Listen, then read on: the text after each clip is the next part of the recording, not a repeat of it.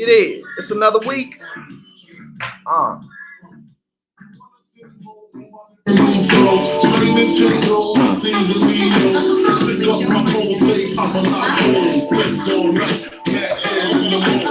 We got a couple of things to discuss today. We're going to talk about the Republicans. We're going to talk about the new Congress.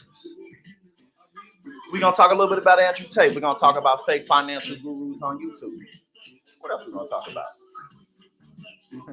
We're going to talk about people on TikTok being annoying. Trying to record everything. You know what I'm saying? That's what we're going to do.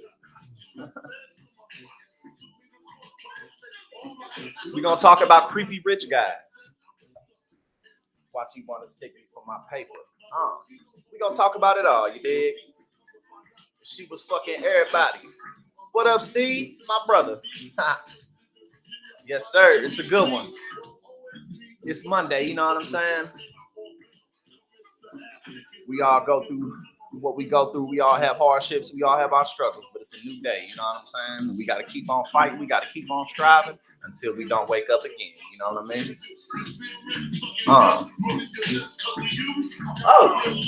Let me get my lighter, you know what I'm saying? So I can hit this. And then we're going to get into it.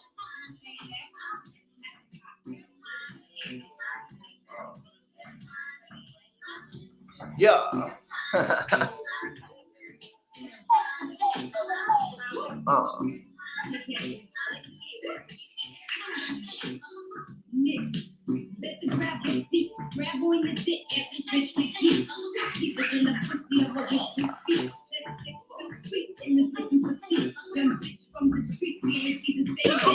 Woo!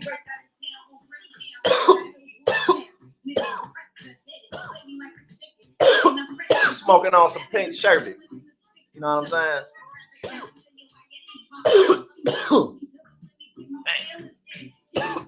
I still need to go to the damn store and get me a regular lighter. I look crazy smoking out this motherfucker. I got you, Luke, my brother. I got you. You know what I'm saying? I got you, my brother. I know how it is. I know you at work right now. You got to be all professional and shit. You know what I'm saying? So I got it for you. You know. What up, Si? Yeah. Woo. And the lies. We gonna play one more of these. I'm gonna take one more hit and then we gonna get into it. You know what I'm saying? It's Monday, so you know, typically like Mondays and Fridays are kind of like the slowest in terms of like the news cycle. You know what I'm saying? Because motherfuckers is either just because you got to keep in mind the people who writing the stories, they be at work. You know what I'm saying? So people just getting to work, they didn't been kicking it all weekend, so it's a light and easy morning. You know what I mean? Hold on, let me get y'all right real quick. Hold up.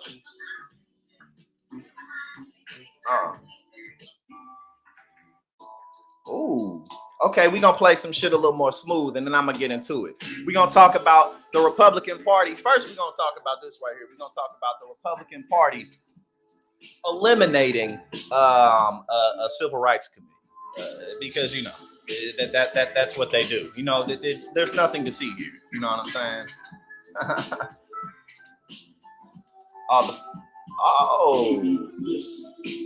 Yo, Side, you an OG for real because yeah, and you must be out here in New York because look, when I'm from, well, y'all know I'm from St. Louis, and when I moved out here to Jersey, you know, that's when I was really introduced to backwoods people putting grabba, what he talking about, grabba in they blunts, Fanta leaves and shit like that, and y'all be that rolling them spicy blunts. You know what I'm saying? That's definitely that East Coast shit.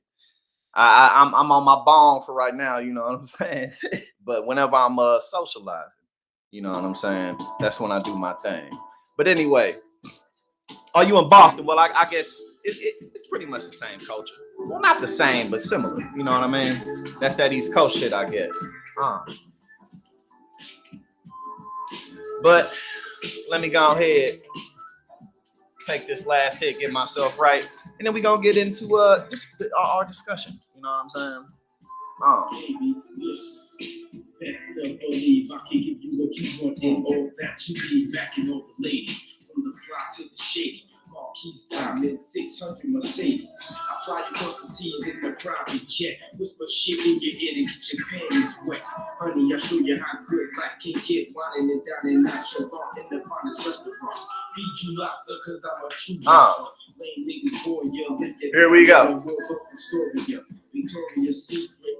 Lingerie, I like the freak shit. Dim the lights, sex all through the night. King size pants, she's getting right. When you out, leave my number by the home. When you wake up in the morning, I'm gone.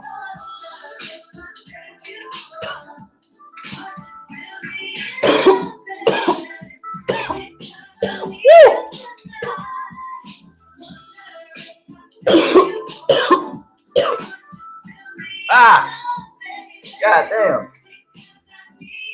Shit. Okay, let's get it.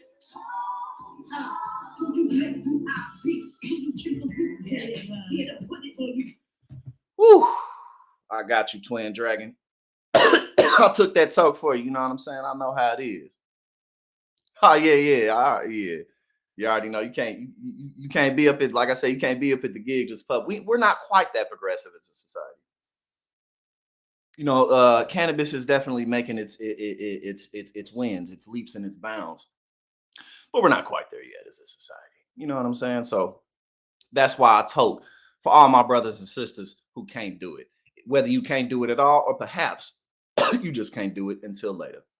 So now let's get into it. The first thing that we're gonna go over this morning, depending on where you're at this afternoon, if you're over here in these parts, is the Republican Party disbanding the Civil Rights Panel. Now, obviously, this isn't surprising. And truthfully, there's really not that much in-depth commentary to give about it because this is kind of the same old for the Republican Party. However, I think it's important to point out because the Republican Party continues to do nothing significant to really expand its base, to do nothing to really move away from the lunacy. They're just continuing to go further and further to the right. They're pretending like there aren't any social issues in this country whatsoever, which of course is a horrible political strategy. It's a horrible democratic political strategy. Let me throw that in there, because if you're, when you are consumed by authoritarian culture, authoritarian political culture, you know what I'm saying, then generally speaking, you're not going to make moves for the LGBTQ community. You're not going to reach out to inner city communities. You're not going to, that's just not what they do. So moving forward into the 2024 election, it's quite clear that it's just going to be more of the same old bullshit. So let's see what they have to say and then we'll comment. After the advertisement.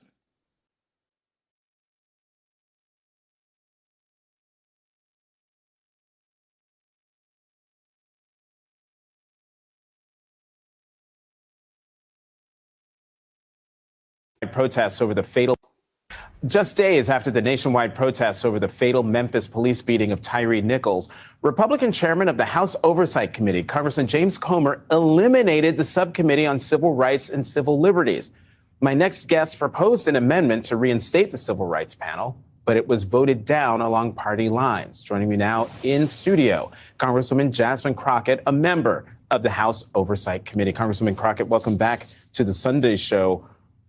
Why should there be a subcommittee on civil rights and civil liberties? Well, considering where we are in this country, I don't even think it should be up for debate, unfortunately. This subcommittee existed before. This subcommittee was responsible for voting rights issues. As we know in this country, there's a few questions around voting rights. Some of us fled our state and had warrants surrounding voting rights. In addition to all the police brutality, everyone could unanimously say that what happened in Memphis was problematic well, what really did happen in Memphis? How did we get here? That is the question. How do we make sure that there is not another Tyree Nichols? And so it's important that we have this oversight and we use it in a smart way. The idea that next week I'm going to be dealing with Twitter and Hunter Biden's laptop, these are the priorities. That is a problem when we have people that are dying in the streets. So I think that this was a very common sense amendment. And Marjorie Taylor Greene seems to agree, kinda. You brought her up. Let's play this, what she had to say about Tyree Nichols. I do agree with you about Tyree Nichols' death. I watched the video and it was tragic and extremely difficult to watch. I would also like to point out that that city is Democrat controlled and the 5 officers that have been arrested and charged are Black.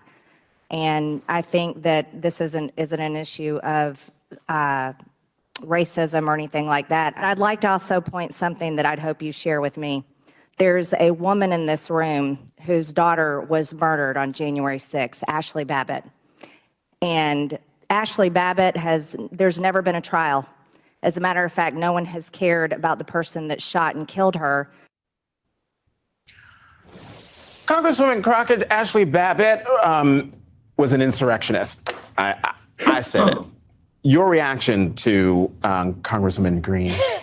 So interestingly enough, well, I mean, look, at the end of the day, there's so many issues with our political system. The biggest being obviously the corporate corruption, or just the access to be able to legally corrupt the system, whether it's corporate or you just got the resources and the capital to do so.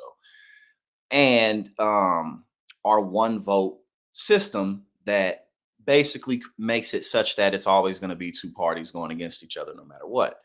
So like, for instance, like when you look at like what Marjorie Taylor Greene just said, whether it's her or any other Republican or even Democrats, all that really happens, excuse me, all that really happens, and both parties do this, is there's no real interest, and there's no real interest and there's no real empathy with the issues that people really face in this country.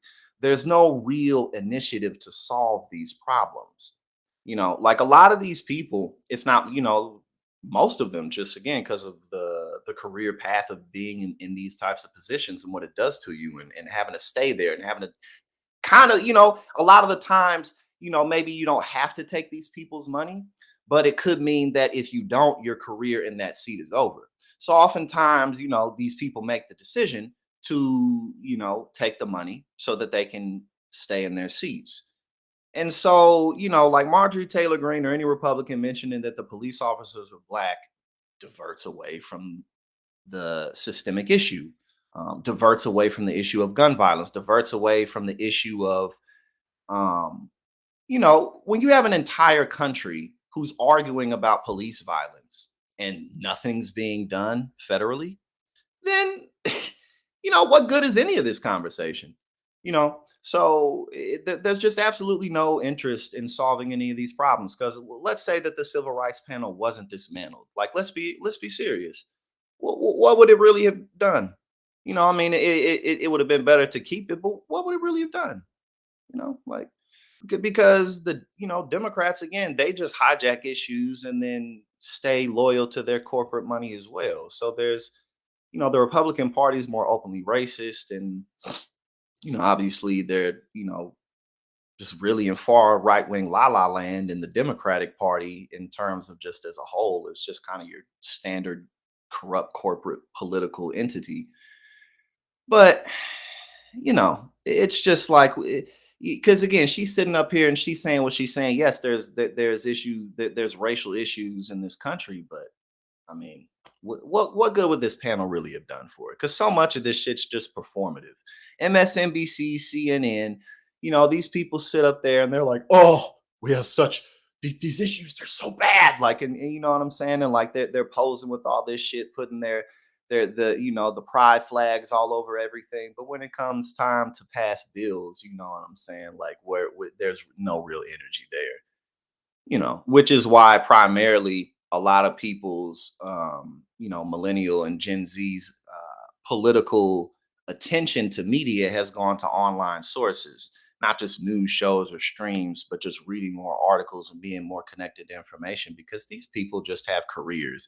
And if they really bring heat to motherfuckers, they're going to get fired. So, we'll watch the rest of this video. I haven't seen it so far, but honestly, thus far, like, I mean, what she's saying is real, but she's just kind of she's just kind of like, I worked on saying this all night, like, This was just an organizational meeting.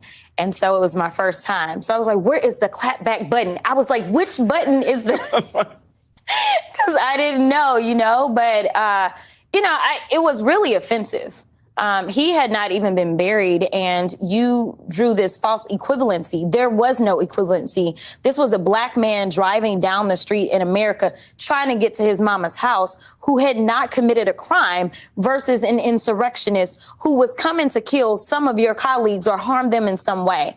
The fact that you think that they're on the same level is a problem for me. Facts. Because you're basically saying that a white woman in America committing a crime should be given the same deference as a black man who simply was driving down the street, not committing a crime.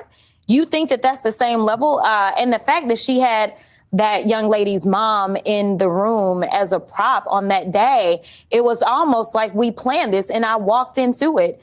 But it is offensive.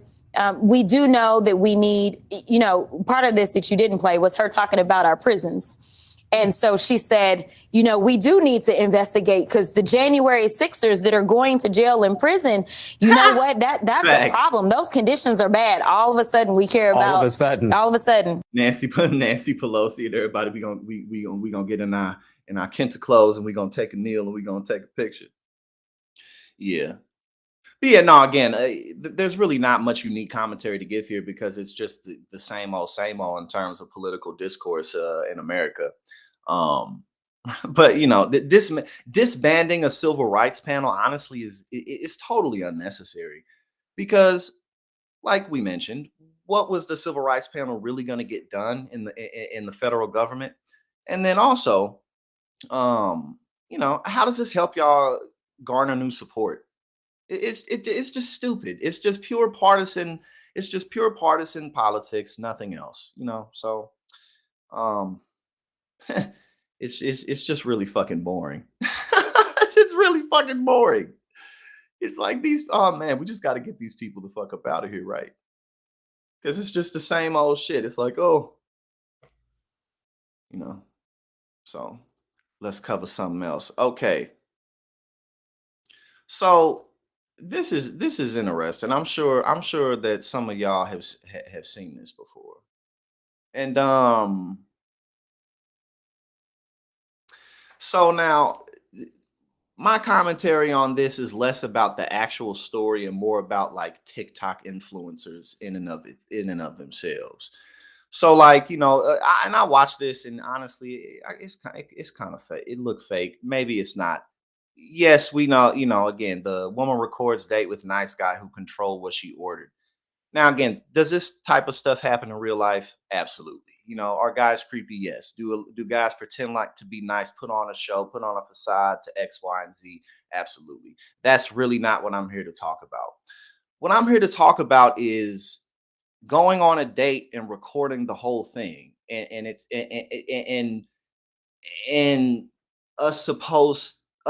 where's the authenticity in that, basically, is what I'm getting at. You know what I mean?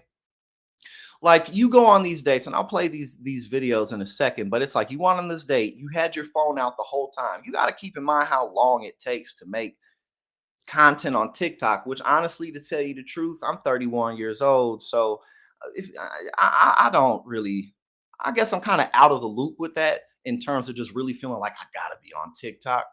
But also, TikTok that shit takes time, man. That shit takes time.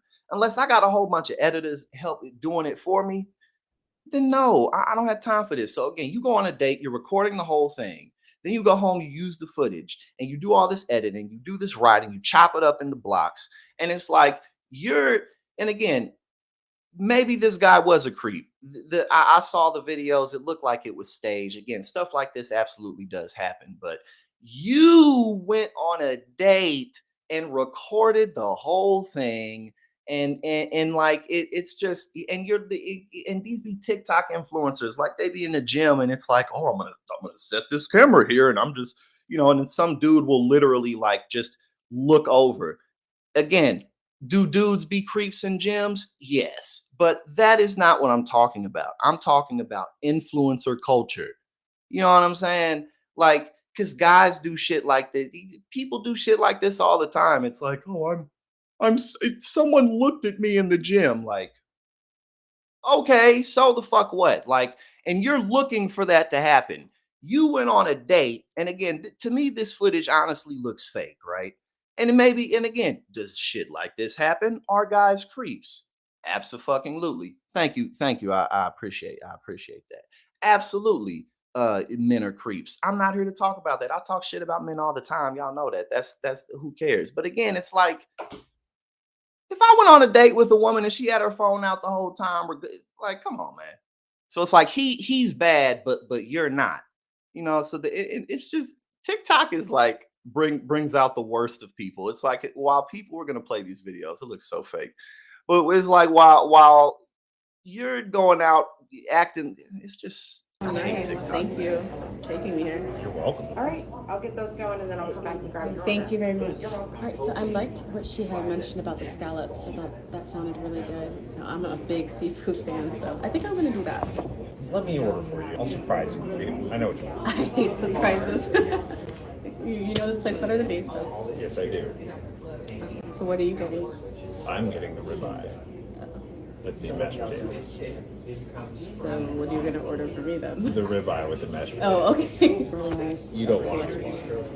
You don't like red wine? Not good here or something? Well, you don't want to add on any calories, do you?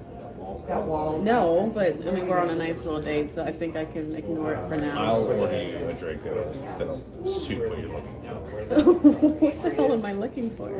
Something with less calories. Yeah, that is true. I mean, wine does have a lot of sugar. Oh, I tend to know what women like. yeah, that's good. That's good because not many guys do.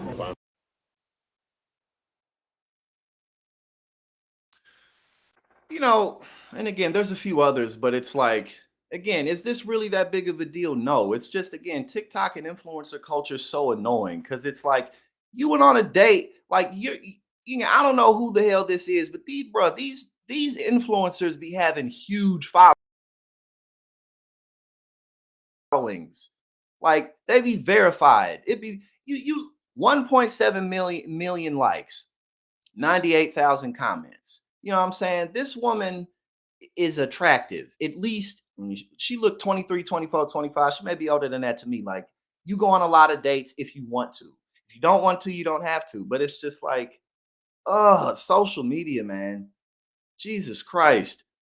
And then I think there's another video where it's, Nice. Thank you for taking me here. You're welcome. All right, I'll get those going and then I'll come back and grab you. Thank you very much. All right, so I liked what she had mentioned about the scallops. I thought that sounded really good. right, doesn't it? It's like one person says this and the other person says that. Oh, thank you for taking me here. You welcome, bitch. Now sit down and shut up. And you're like, again, that's not what happened, but it's just, I think I'm gonna do that. Again, is the nice guy? Yes, but it's like, Let me order for you. I'll surprise you. I know what you want. I hate surprises. You know this place better than me, so. Yes, I do. okay, that's the video we just saw. I guess with just people commenting on it. But it's just like, but nah, so somebody commented in here. I think it was Jazzy, but you know what I'm saying? It's yeah, man, like people really, and it's not like necessarily everybody's fault, and everyone has to develop social skills over time. But like social media really has robbed people generally of broader social skills. You know what I'm saying? Because it's like, again, these social media influencers be having like hundreds of thousands of followers, and it's like, oh, I'm gonna go on a date and I'm gonna film the whole date. Like, I wouldn't want to date someone like that. Like, why would I want to go on a date with someone and I go to their page, you know what I'm saying? And they got like me recording dates that I go on guys with. Like, let's talk about you. You feel me? Like, it's just funny. because men and women and men do shit like this. And this goes beyond just like social media. It'll be like, people are so fast to talk about how much the opposite sex sucks, and it's like, you kind of suck too. You know what I'm saying? Like you maybe might not realize it, but you're not all that great yourself, and stuff like that is like lame. Like, oh, these men are so lame, but you fucking record your dates, like, so that you can so that people can look at it online, so that people can keep paying attention to you, because what else are you really talking about other than, look at me, I look good in this outfit and I look good in that outfit? That's fine, nothing wrong with that. But again, influencer culture, most of these people ain't talking about nothing. They not out here really doing nothing. So the only way they can keep people watching them is if they just fucking watch me brush my teeth this morning type shit. Like, you know what I'm saying? Like, it's just funny, man. But now we're going to talk a little bit more about influencers, because a lot of the time these influencers, man, exactly. You know what I'm saying? Just get up out of there. But now we gonna further this conversation in influencers, because the influencers be out here scamming people. And that's the other thing, again, it's like man, you can make a lot of money on these platforms, and that's fine. But a lot of these guys, it's like they're 25 or 26, and I'm still a young man myself. You know what I'm saying? I'm 31 years old, and that's old enough to realize how much of a fucking child you were when you were in your early to mid 20s. You know what I mean? Like, how little experience you really have, how little maturity is really there. Like, because there's just less data to go off of. You haven't been around long enough. So, a lot of these people on social media, a lot of the people give great advice. A lot of people are really authentic and genuine. Nothing wrong with those people. But again, it's like, I'm 24 years old and I know everything about stock investing and I know everything about the finance markets. So, again, when you're old enough to realize, no, you don't. You're too young. You feel me? And also, no one knows everything about anything.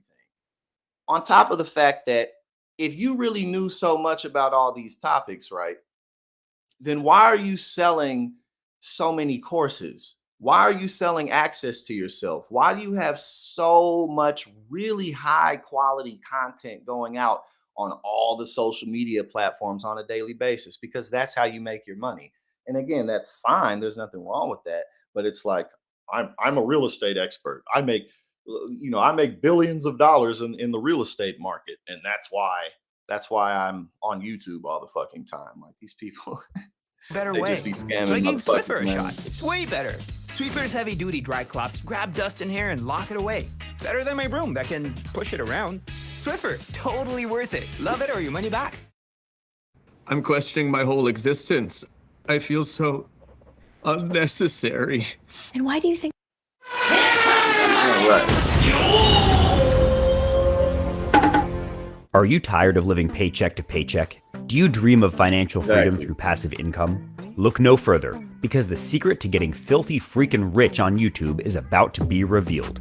First, make a thumbnail with that classic mouth wide open Big D reaction face and a PayPal screenshot. The PayPal screen can be photoshopped, you just need people to click on it. Then, crank out content multiple times per week telling your audience that they can make 5 figures a month with just some quick and easy side hustles. Whether the side hustles work or not doesn't matter, you just need the watch time. Make sure you exaggerate the earnings potential so people keep coming back. The neat trick is that you never have to do any of the methods you're pitching. Desperate people trying to make money online aren't going to ask you to show proof that you actually made money doing any of these things. Because when you can't, that will kill their dream that they can do it too.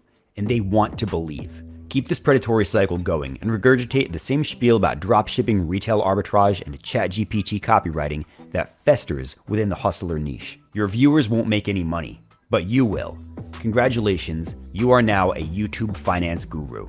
I think it's time for us to have a serious talk. If a YouTuber is showing you some money-making gimmick, but they cannot or do not show you their profits, then the point of that video isn't to show you how to make money.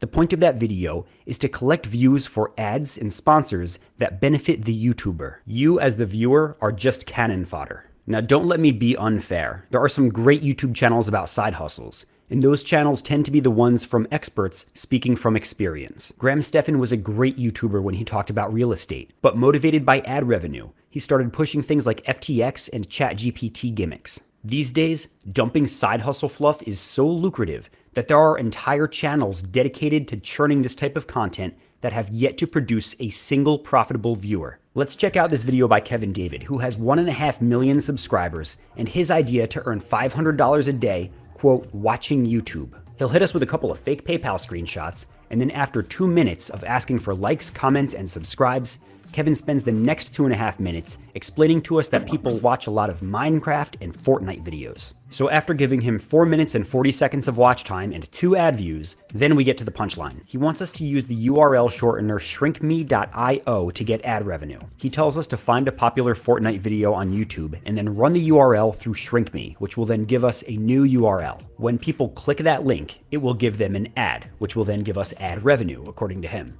If the viewer watches the ad, they'll eventually get further redirected to the YouTube video.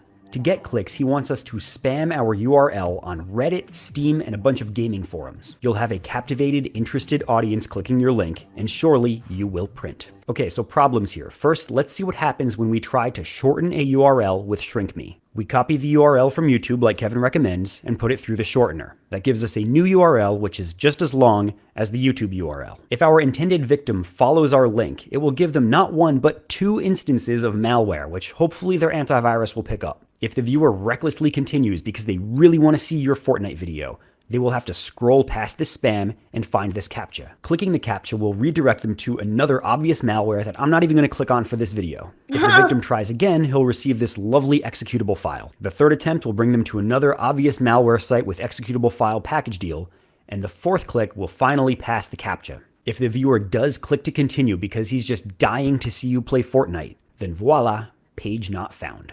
But what about my ad revenue? Well, 6 viruses later, I did earn 1 cent. Let's see if I can withdraw, and remember that's 1 cent on top of my $1 sign-on bonus. Can I withdraw? No, I must have a $5 balance first. And with a CPM of 7, that's $7 per 1,000 clicks, I need 570 more clicks before I can cash out. And don't forget, Kevin is not saying $5 before you get banned from all the forums. He's saying $500 per day with his clickbait title. So multiply those numbers by 100. Can you get 57,100 clicks per day? Can you spread 300?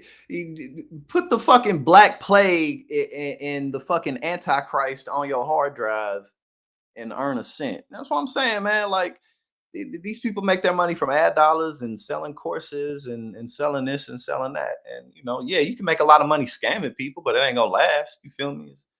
And again, because they're not actually selling anything. They're not but a dream and some bullshit. That's all they selling. You know? 20,600 viruses in a day. Will you yourself become the vector for a botnet? What up, Because Aztec that Dragon? is what you have to do to get $500. Even if this method did not include 6 layers of viruses, then just get real. Nobody is going to click on your sketchy link to watch a YouTube video. You'll get banned from his recommended forums as soon as people click on it and it redirects them to an ad. You would need thousands and thousands of people to click your link, download tons of malware, and waste a whole bunch of your time before you make any worthwhile money. Ethics aside, does that sound like a good business? Does that sound like a good side hustle financially? So Kevin David's YouTube video probably gave his viewers a lot of malware and wasted a lot of their time. But with 2.8 million views in a niche like this, my back of the napkin math says he probably made at least $56,000 from YouTube ads alone, plus more from whatever crypto scam this pinned comment was. To guys like Kevin David, you're just a revenue source. The only one making money here is him, and it's not from actually using the tool that he's pitching. It's from throwing you into this malware meat grinder. And if you waste a lot of your valuable time or break your computer with viruses, that's just collateral damage to him. And honestly, I don't think he wants you to get a virus. He's not outright malicious. He just doesn't care enough about you as the viewer to actually check into the resources he's pitching first. Because the goal of his video is not to help you make money. It's to get you to give him your watch time. Let's do another one. Here's Ryan Hildreth, 431,000 subscribers. He claims right here in the title, proof that you can make $335,000 a year by copying other people's TikTok videos into your YouTube shorts. To demonstrate his proof, he goes to Social Blade. This is a website that uses some boilerplate estimates to determine how much a channel makes based on its subscribers and its views. It is notoriously inaccurate. His proof is this $314,000 wide margin on annual earnings. And of course, it's the maximum estimate that he wants to key on. And I'll show you in a minute why this channel's actual earnings is almost certainly close to zero. His plan to make 6 figures a year is to copy what this channel Shelly is doing. He wants you to go. Hey, sorry I missed your game. It's okay. That's when I realized it's time to finally do the thing we've been talking about for years. So we're making plans for right now. Start your financial plan today. Easy Wheels started as my college project, and we now sell our wheel covers all around the world.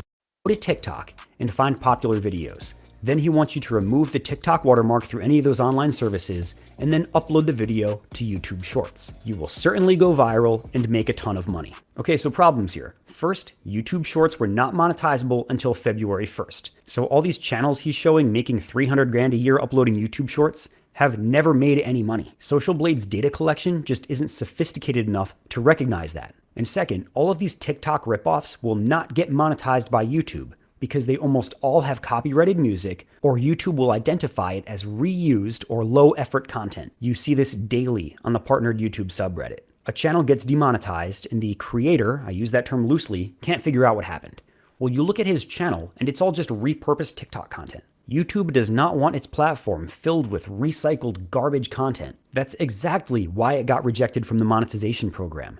The creator wasted all of his time and made no money. Right here in the comments section of this very video, RoboNerd says the same thing. His channel got nuked by using this method. He wasted a lot of time and no money was made. With YouTube recently monetizing shorts, you know very well that they're expecting a huge flood of people trying to do this. And YouTube is going to crush any channel that tries to recycle someone else's content and pass it off as their own. And they need to do that. Otherwise, the whole shorts shelf,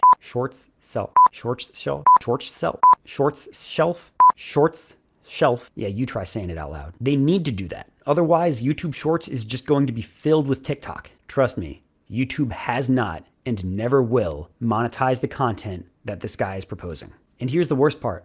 He knows that.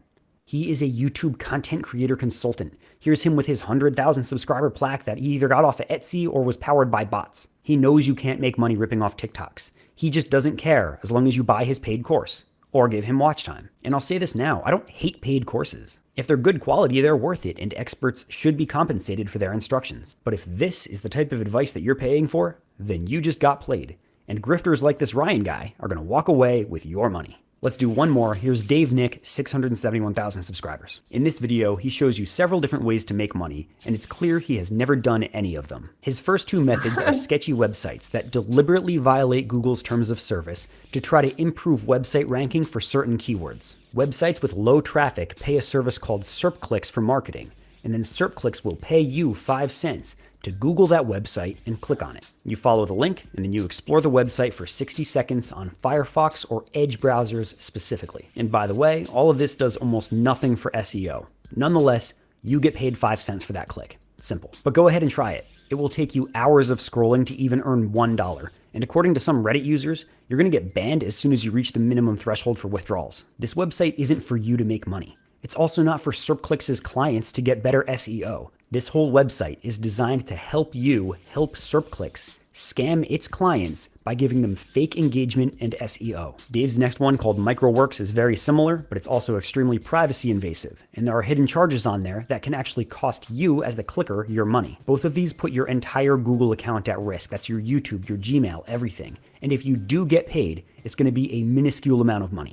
Dave's next 3 methods involve cold calling or cold emailing companies and encouraging them to sign up to SEO boosting services using your affiliate link. For example, you'd make an account and become an affiliate on search engine optimization site Ad Creative, whereby you get a 30% cut of any revenue that the website makes from leads through your referral. Then he wants you to spam random companies and get them to sign up using your link. Okay, once again, no company wants random Gmail accounts sending them referral links to paid SEO services. And his recommended marketing method is also a violation of the CAN-SPAM Act of 2003, and you will get sued into insolvency if you attempt it. If you are proficient in search engine optimization and advertising, and that is your craft, then you can absolutely network with these companies and do work for them. But you are not going to get sales by spamming companies and asking them to sign up to someone else's SEO service with your referral link. And if you do, it's only going to be a $10 commission per month. So in this video, we have 2 scams and 3 wastes of time that also violate US federal law. So what's the point of Dave Nick's video? It's not to help you make money, because you're much more likely to wind up in a courtroom than you are in a penthouse. This guy's whole purpose is to sell you the dream of making passive income through these very high effort and illegal methods. And there it is, the $800 paid course. At 5 cents per click on SERPclicks, this course should pay for itself in 3 years. My message here, guys, is to make the YouTuber show you the results. If it's that easy to make $23,000 a month of passive income, then go do it and post the verifiable results in the video. And don't let them bullshit you by saying that they're a YouTuber and their time is too valuable to spend on these low money making methods, because that is a load of crap. And I know that because I'm a full-time YouTuber and a full-time dad. And my time is still not so valuable that I can't at least check and make sure I'm not putting a virus in front of my entire audience. I made the mistake of putting a worthless product in front of my audience one time 2 years ago, and I still regret it. Never again. We could talk about that another time. Yet if a YouTuber's entire channel is filled with the nonsense that I just showed you, don't accept the excuse that they made an honest mistake. They are throwing you under the bus, and they know it. This video does not mean that you should give up on the hustle. You can make money online. You can get out of the 9 to 5, and I know that because I've done it. But you are not going to do it by tricking other people into downloading malware. You're not going to do it by cold calling companies and trying to get them to sign up to a service that they don't want. You're not going to do it by ripping off other people's TikTok videos. Whatever. And you're not going to do it by spending hundreds of dollars on this and that course on how to buy real estate and how to do this with rental properties. Pretty much universally, what you hear about those types of courses is that the information is very basic and things that you can just Google, which isn't surprising. But yeah, no, these people, man, these people really, in order to do shit like that, you think they don't know they're scamming people? You know, you think they don't realize that they're pulling people's legs and selling them a dream? Of course they do. You know, and a lot of the time, these guys, they sell courses for, again, hundreds of dollars, sometimes $1,000+. So yeah, you got to be on the lookout. But these guys blow up really a lot of the time they'll blow up. But you know, at the end of the day, if your product is hollow and it doesn't provide real value to people, at some point it's going to catch up to you. So there's only so much that you can do. Now let's check this out. I actually haven't read this at all. I just saw the headline and it looked funny. So let's check this out. So man sues woman for $2.26 million because she wanted to be just friends, claims she damaged his stellar reputation. Oh, okay. Let's see what's up with this. But from the headline, it seems like, you know, like his reputation is like he's the ultimate player. Like everybody knows that he never gets rejected. Everybody knows he just slays everywhere he goes. He is the ultimate Giga Chad. So when she, you know, she just wanted to have a different kind of relationship with him. And, you know, he's such a big alpha that he just couldn't handle it. You know what I'm saying? He couldn't see her as a person. He couldn't see her as a human being. So sue you for almost $3 million. Yeah, yes, the friend zone lawsuit. Yes, that's exactly what it should have been called. It's the friend zone lawsuit. All right. Okay, so Koshigan claimed the rejection caused him trauma and damaged his stellar reputation.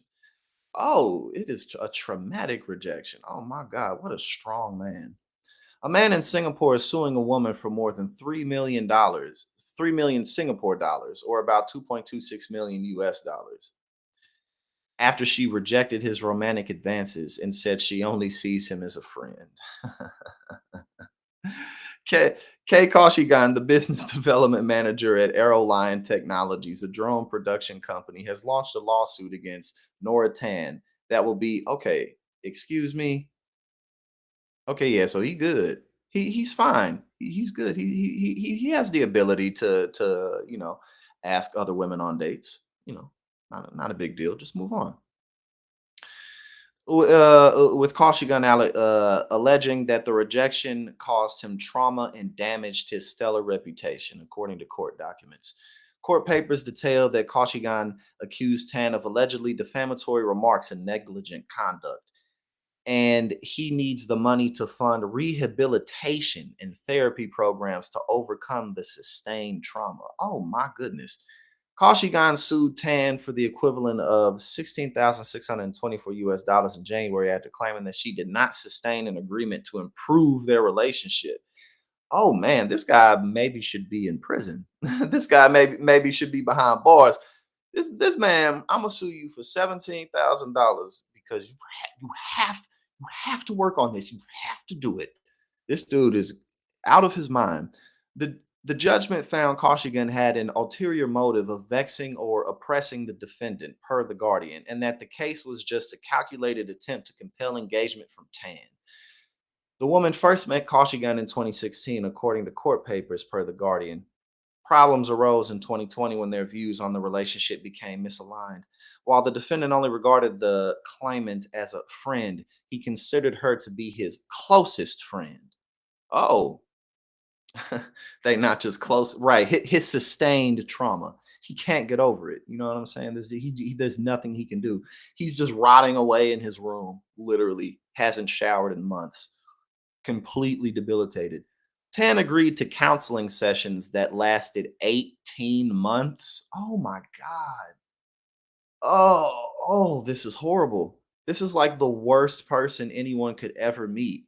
Oh God. Oh man, this is literally horrible. 18-month counseling sessions. Yes, he is absolutely on that. Absolutely. Goodness gracious.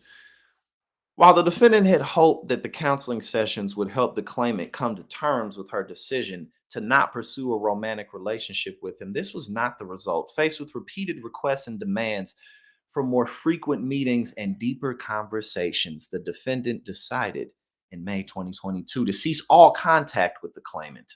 Well, that's probably a very, very good idea.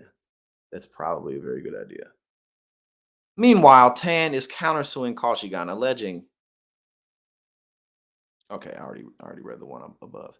Tan is countersuing Kashigan, alleging she had to install a digital door viewer, an alarm sensor, and a smart video doorbell to keep her safe from his harassment. She said he continuously turned up at her home. That's why I said this dude sounds like he really ought to be in prison, like straight up. Tan is suing for $363. The cost of this equipment and a further, oh man, allergies. The fucking weather was just freezing. Now it's all warm. Ugh. My apologies. Tan is suing for $363,000, the cost of this equipment, and a further $755 to cover the cost of counseling, mediation, and healing sessions that Kashigan asked her to do to mend their relationship. Oh my God. Craziest man ever? Goodness gracious. Oh, well, thank God she found a way to fucking get away from him, right? Jesus Christ. And now, little Andrew Tate update. So apparently, Andrew Tate says he's setting up a $100 million charity in his will for falsely accused men. Now, $100 million from where? And not even just that, but it's like this guy, man, he is where he is because he was a very loud, taunting, and antagonizing jackass. It's really not complicated. You know what I'm saying? It's really, really not complicated. But it's like now he's like, oh, I'm being falsely accused, and it's like you're playing the victim. Really, the only people who really are on your side are very, very young men, teenagers and guys in their early 20s. But It's just, I mean, Jesus Christ. Andrew Tate, and if he again, even if he gets out, if he doesn't get convicted, you know what I'm saying? Like if he doesn't get convicted on the allegations, then again, what are you really going to come back out with? Are you going to come back out and start like making? That's probably what he would do. He would just make a ton of content, basically talking about how he's innocent and how he's, the Matrix is out to get him and blah blah blah. But I mean, it really is just pathetic. Like he backed himself into a corner and now his image and his brand is really just pathetic. Andrew Tate, the misogynist influencer facing human trafficking and rape charges in Romania on Sunday, repeated a claim that somebody or the Matrix is going to try to kill him. Tate, his brother, and 2 others were arrested on suspicion of human trafficking on December 29th of last year. Prosecutors have argued that they appear to have created an organized crime group with the purpose of recruiting, housing, and exploiting women by forcing them to create pornographic content. And again, now the thing is that even if even if there's like injustices that have been carried out against him by the Romanian justice system, like him being held without charge, whatever it is, I'm not going to sit here and act like I understand their law system. But the broader point is that he is where he is because of him. You know what I'm saying? Like, I mean, he was literally saying how basically he could just bribe his way out of anything. And he's in Romania because they're a big corrupt system. And he just, put his middle finger to everybody. And that's where he is where he is. So, you can't do that. Like, you can't go around saying fuck you to everybody. And then when you get caught with your pants down, start asking everybody for help. Now you want the Romanian government to do something for you. Now you want the American government or whoever it is to come and do X, Y, and Z. Because I've seen like a few arguments where people were talking about like Brittany Griner and Andrew Tate. And again, what you do matters. Your reputation matters. You know what I'm saying? Like, so it's really, he deserves no sympathy, even if there is injustices in the case. It's like, bro, like you're where you're at because of you. So basically the article just goes on to say that, it's likely that a member of his team is tweeting, and, people responding to the tweet in a variety of ways, basically saying that he doesn't have $100 million for the charity. But again, whatever ends up happening, he has tarnished his brand himself. Like he just has. He's even said it. But he didn't just toe the line. He went way over the line. He did it on purpose. That was his strategy. That's what he did. So, I mean, what are we really talking about here? The guy, had all this self-incriminating evidence all over the internet for everybody to see. The Romanian court system, the prosecutors and the judge, they have all of that, so it's like, oh, now we should release you. Like, it's kind of a who do you think you are type of moment. And it is what it is. So yeah, right. It's really that simple. He's still in custody. He's still in custody. But yeah, he effed around and he found out. That's what happened. It's like, oh, okay, bro, you're just a man at the end of the day. Now, I don't know if you have been seeing Adani, like this, basically like just this huge fraud. So, we're going to be all over that.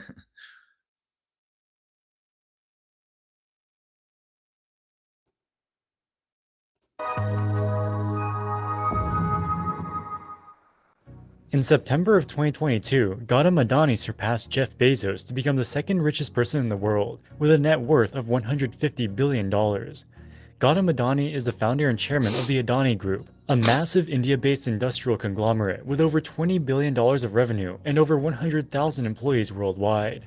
The Adani Group is made up of 7 publicly traded companies, which are listed on the National Stock Exchange of India.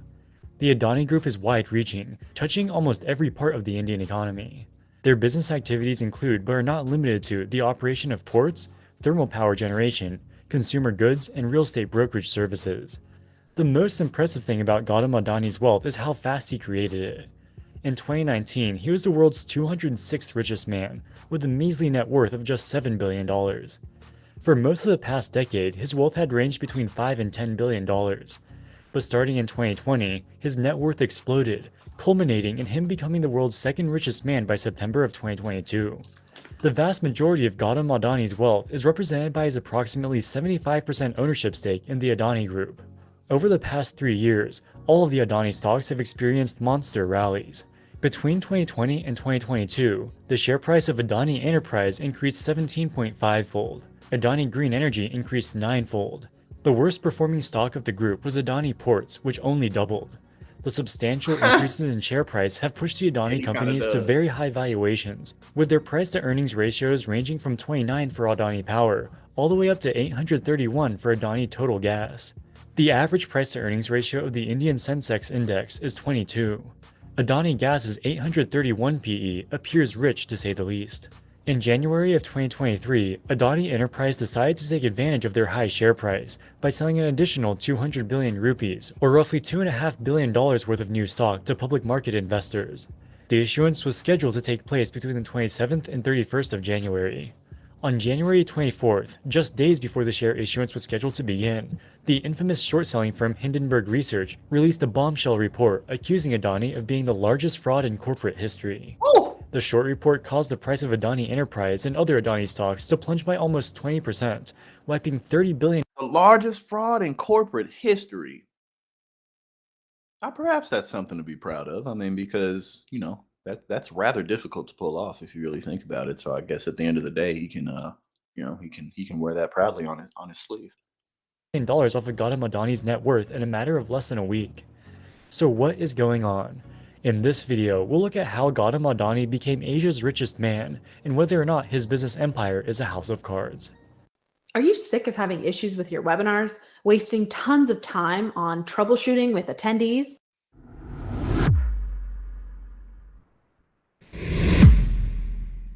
If you look at the list of the 20 richest people in the world, almost all of them fit into two categories: people who founded mega-cap technology companies or people who inherited their wealth. In general, technology companies are capital light. Once you create a new software or social media platform, it is almost infinitely scalable, which allows it to grow very fast. That's how Mark Zuckerberg went from creating Facebook in his dorm room to becoming a billionaire in the matter of just a few years. There are few people like Warren Buffett, Mexican telecommunications tycoon Carlos Slim, LVMH chairman Bernard Arnault, and Indian oil refining magnate Mukesh Ambani who have reached the top 20 billionaires list via more traditional industries. For all four of the billionaires I just mentioned, they built their fortunes slowly over the course of decades. If you're building oil refineries or telecommunications systems, these take a long time to build and many $billion of investment. You start off small and reinvest the profits into more infrastructure. Even with the help of leverage, it generally takes I believe so, Kathleen, because this guy, Adani was huge. But yeah, I believe so. Decades to build a multi-billion-dollar fortune. In the case of Adani, they started off as a commodities trading business. They set up port in India, which they used to import coal and other resources. After their ports were successful, Adani expanded into new business areas, building things such as coal-fired power plants and electric transmission infrastructure. Over the years, they expanded even further into renewable energy infrastructure, natural gas distribution, and cement production. With few exceptions, all of Adani's business activities were concentrated into capital-intensive, slow-moving, and well-established industries. These are not the types of businesses that you would generally expect to increase 15-fold in less than 3 years, taking Gautam Adani from the world's 200th richest man to the second richest. The most similar billionaire to Gautam Adani is probably Elon Musk. The automobile industry is also capital-intensive and generally slow-moving. Nevertheless, Tesla's share price experienced a meteoric rise in recent years, boosting Musk's net worth to stratospheric levels. In hindsight, the increase in Tesla's share price in 2020 and 2021 was the result of a speculative bubble. Between 2019 and 2021, Tesla's share price increased 25-fold. During the same period, their revenue only doubled. You could conceivably make the argument that the company was undervalued in 2019 and only reached fair value in 2021. But clearly, the increase in share price was not driven entirely by an increase in fundamental value of the business itself. Similarly, Adani Enterprises' 28-fold increase from 2020 through 2022 did not correlate to a 28-fold increase in its fundamental value. Of course, speculative stock market bubbles are not illegal. Hindenburg is not just saying that Adani is overvalued, he is accusing them of fraud. We'll have to dig a little deeper to see whether these allegations have any merit.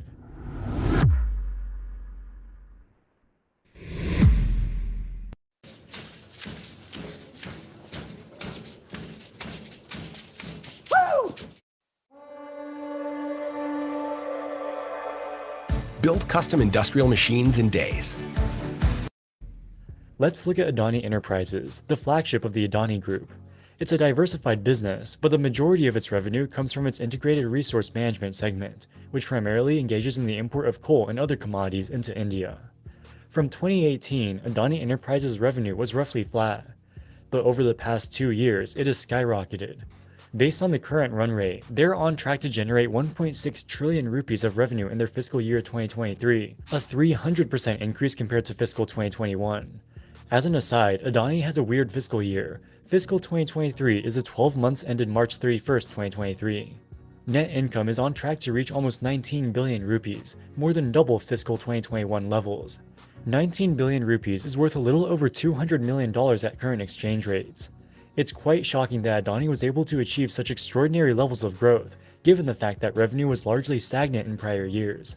And it all comes down to the price of coal. In 2018, the Indian government liberalized the coal market and started auctioning off coal mining land to private companies. Adani became one of the biggest beneficiaries of this policy, buying up huge amounts of coal-rich land and becoming one of the largest coal producers in the country. During 2022, the price of internationally traded coal skyrocketed to more than 5 times its normal levels due to increased demand from the EU and China. Adani Enterprise was one of the chief beneficiaries of this. At first, it doesn't seem too weird. The increased price of coal provided a windfall for the Adani Group, thereby propelling Gautam Adani to become the second richest man in the world. But things start to get weird when you look at valuations. Commodities tend to trade in cycles. When prices become unusually high, new supply comes online, which will eventually push prices down to more normal levels. Thus, the extraordinary profits that commodity producers earn at the peaks of cycles are not sustainable. Because of this, investors tend to assign very low price-to-earnings multiples to commodity producers when commodity prices are high. Coal is no exception. Appreciate you being Take the here, example of Kathleen. Have a Gujarat good one. Mineral Development, another Indian coal mining company. It has a trailing price-to-earnings ratio of 5.5. Adani Enterprises has a trailing price-to-earnings ratio of 263. Before the Hindenburg short report was released, its price-to-earnings ratio was in excess of 300. 300 times earnings for a commodity company at the peak of a commodity cycle is almost unheard of. So what is going on? They scamming, they frauding. According to Hindenburg, Adani's sky-high valuation is no accident. It is the result of a highly sophisticated market manipulation and accounting fraud scheme, orchestrated by the Adani family. As a disclaimer, the remainder of this video is based primarily on information in the Hindenburg short report. Hindenburg has a short position in Adani, so they clearly have a conflict of interest. The Adani family and everyone else mentioned deserve the presumption of innocence, and none of the allegations in Hindenburg's report have been proven in a court of law. Nevertheless, given the gravity of the allegations, we feel it is worth looking into. In India, it is not allowed for insiders to own more than 75% of shares outstanding of a publicly listed company. The idea is that if insiders own too many of the shares, they may be able to manipulate the stock or otherwise enrich themselves at the expense of other stakeholders. For most of the Adani companies, Gautam Adani and other insiders are barely shy of the 75% threshold. For example, insiders own 74.97% of Adani Power Limited and 74.8% of Adani Total Gas. Additionally, a significant number of shares are owned by offshore shell companies, which Hindenburg believes are controlled by the Adani family. If Hindenburg is correct, multiple of the publicly traded Adani companies would be in violation of insider ownership rules. Mauritius is an island nation off the eastern coast of Africa. It is a small country with a population of 1.2 million, but it has become one of the richest countries in Africa, in large part due to its status as an offshore tax haven. Hindenburg identified multiple Mauritius-based companies that collectively own almost $7 billion worth of shares in listed Adani companies. These companies hold very few publicly traded assets besides Adani shares. For example, the Elara India Opportunity Fund manages $3 billion, of which almost 99% is in Adani stocks. For an investment company to invest 99% of its portfolio into one conglomerate is highly unusual to say the least. It's pretty obvious that these Meridius funds are not normal investors. But why would someone go through all the trouble of setting up offshore shell companies just as a place to park their Adani shares? According to Because they're paying themselves money that they shouldn't be paying themselves. That's really all it is. It's always that. They're pocketing money they shouldn't be pocketing, and they have to show that it exists somewhere that it doesn't. Hindenburg, these companies were run by people with prior connections to the Adani Group. Presumably, they were indirectly controlled by the Adani family. They set up shell companies to hide their shareholdings and thus avoid violating the 75% insider ownership rule.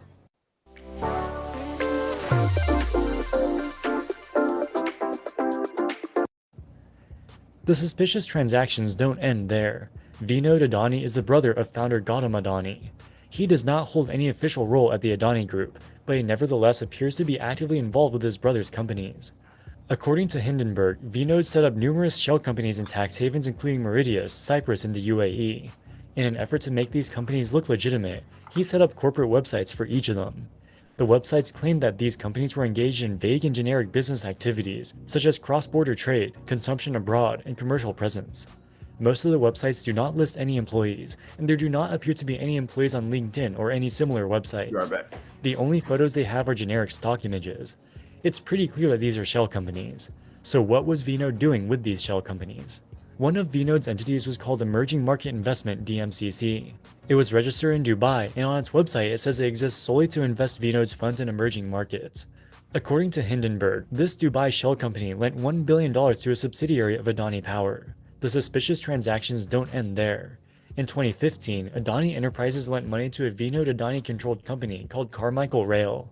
It then used the money to acquire a work-in-progress asset from Adani Enterprise for 150 million Australian dollars. Carmichael Rail almost immediately recognized a $23 million write-down on the assets.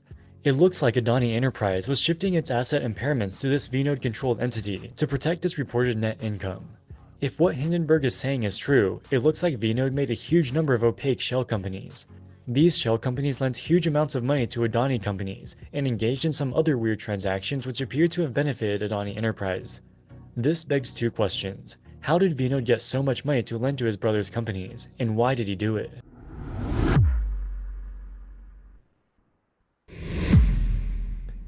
In the late 2000s, Adani Power was building a massive electric utility project in India, worth hundreds of millions of dollars. In 2009, they sold a 26% stake in the project to a company called Growmore Trade for $128 million. Just 2 years later, in 2011, Adani Power bought back the 26% stake in a $531 million all-stock transaction. This gave Growmore a $400 million profit. The sole director of Growmore was a Taiwanese man named Chong Chung Ling. Why would Adani Power sell a stake in its power plant for $128 million, just to buy it back 2 years later for 4 times the price? According to regulatory filings by the Indian Department of Revenue Intelligence, Chong lived in a property in Singapore in 2000 that just 1 year earlier was occupied by Vinod. This could be a coincidence, but the relationship between the Adani and Chong families gets even more interesting. Chong Chung Ling's son, Chong Chien Ting, owns a company called PMC Projects. PMC Projects is a construction contractor that received hundreds of millions of dollars from Adani companies to help them build ports. Multiple PMC Projects employees appear to believe that PMC is owned by Adani, presumably because they only work on Adani projects. But Adani shareholders are not beneficiaries of PMC's profits. Chong Chien Ting is. As if PMC wasn't shady enough already, their LinkedIn page currently says, quote, "I intend to deactivate this page. Please unfollow," unquote. If what Hindenburg is saying is true, it looks like the Adani Group had become a giant slush fund for the Adani family and their close associates. And this brings us back to the massive rally that we've seen in the share prices of the Adani companies and their apparent overvaluation. All of those Mauritius shell companies that purchased billions of dollars worth of Adani stock were pumping up the price. Assuming that Hindenburg is correct and these shell companies were at least indirectly controlled by the Adani family, pumping up the stock was presumably their intention. But why would they want to do this? On the surface, this whole operation seems like a self-defeating plan. The Adani family can build massive paper wealth by artificially inflating the share price, but given the small free flow, the moment they start cashing out, the entire house of cards could come crumbling down.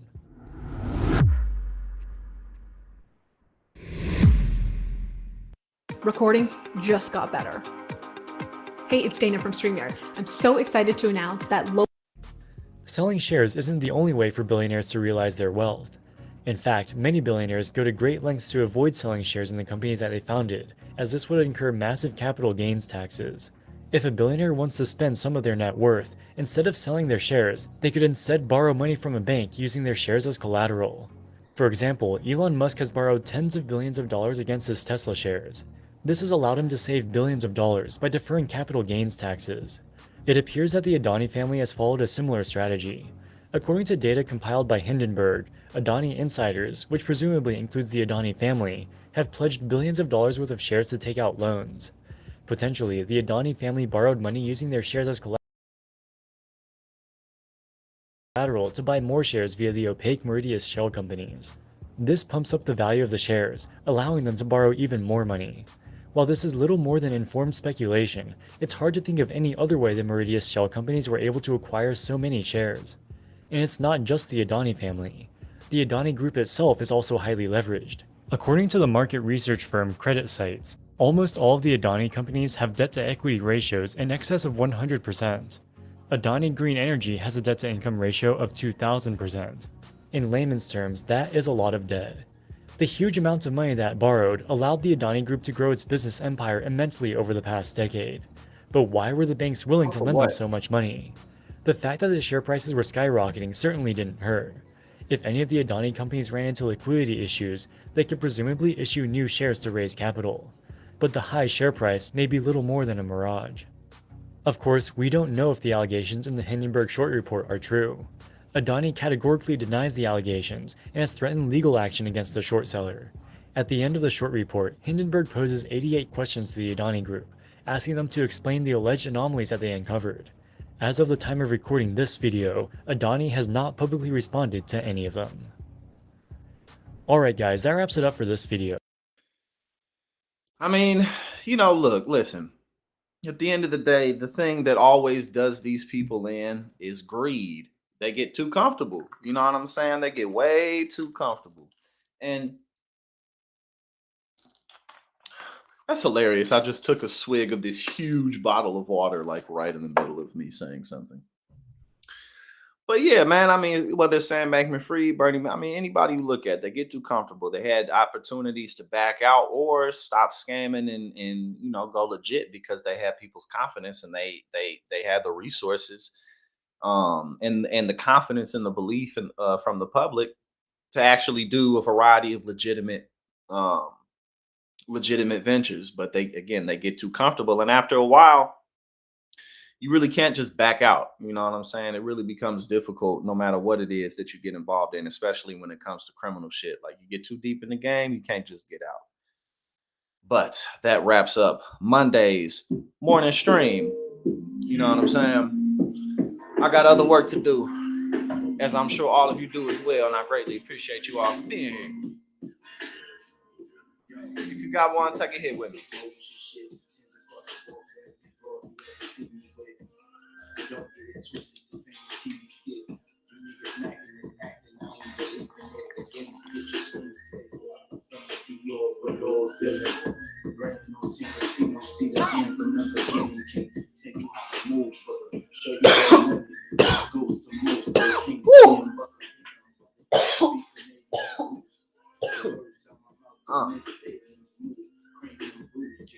I'll be back on Wednesday morning, and I'm definitely doing another dating stream this week. So appreciate all the support. We're gonna keep on making this channel better by the day, by the week, by the month, by the year. And we're gonna keep on doing what we gotta do. Y'all have a great